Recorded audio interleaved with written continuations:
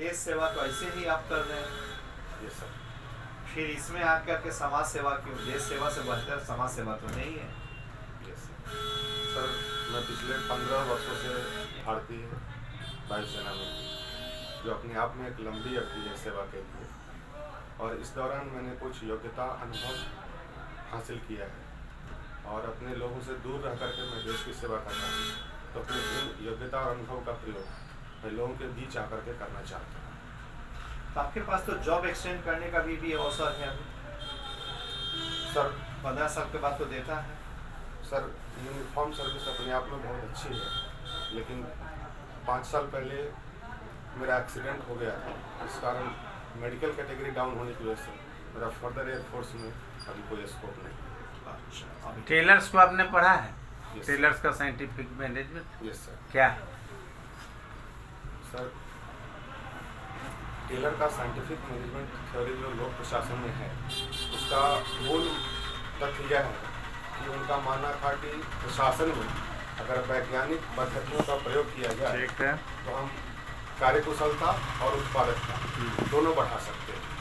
कोई ऐसा एग्जाम्पल दीजिए जिससे equal remunerations of men and women पर असर पड़ा हो उनके साइंटिफिक मैनेजमेंट से। कौन सा एग्जाम्पल?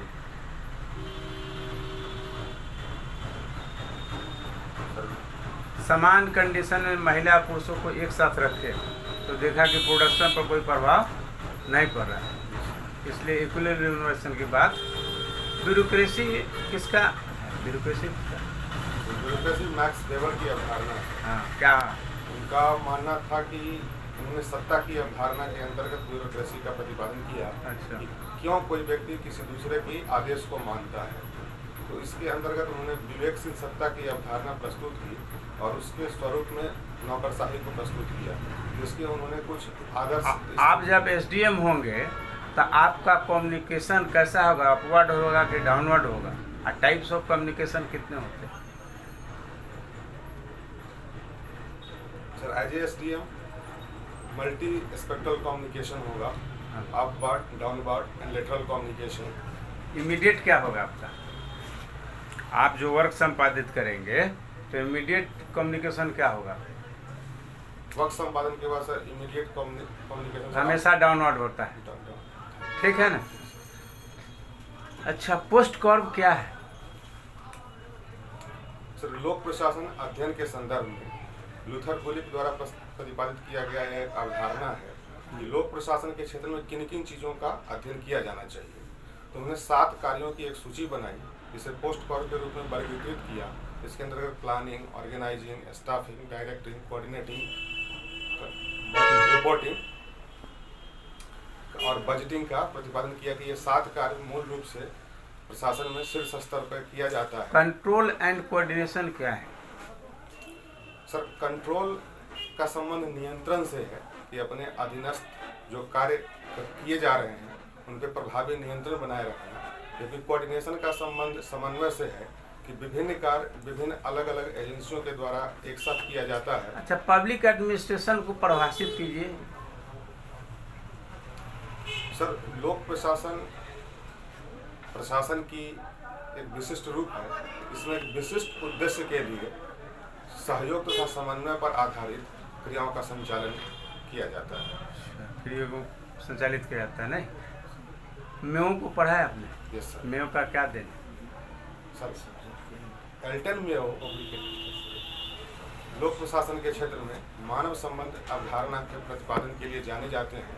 चूँकि मानव संबंध अवधारणा पहली बार आई, इसलिए इनका महत्व ज़्यादा है। टेलर के बाद इन्होंने पाया कि सिर्फ तकनीकी विकास से ही सिर्फ संरचनाओं पर ध्यान देकर। आपने समाहर्ता पढ़ा होगा, लिखना भी रहा होगा?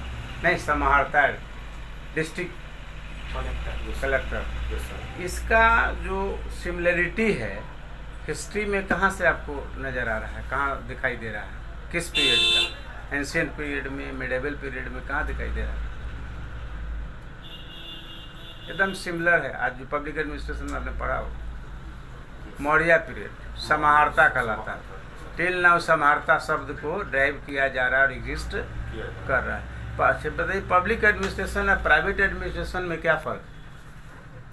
सर पब्लिक एडमिनिस्ट्रेशन और प्राइवेट एडमिनिस्ट्रेशन दोनों एडमिनिस्ट्रेशन के हिस्से हैं, लेकिन दोनों के बीच में कुछ उद्देश्य को लेकर के मौलिक भिन्नताएं हैं। जहां पब्लिक एडमिनिस्ट्रेशन का मूल उद्देश्य प्रभाविकता और लोगों का कल्याण होता है, वहीं प्राइवेट एडमिनिस्ट्रेशन का मूल उद्देश्य दक्षता और निजी हित को सुनिश्चित करना। आप किसको लाइक करेंगे? सर वर्तमान समय में दोनों एडमिनिस्ट्रेशन की विशेषताओं को एकीकृत कर नवीन आपको चुनना हो तो आइदर दिस और दैट। सर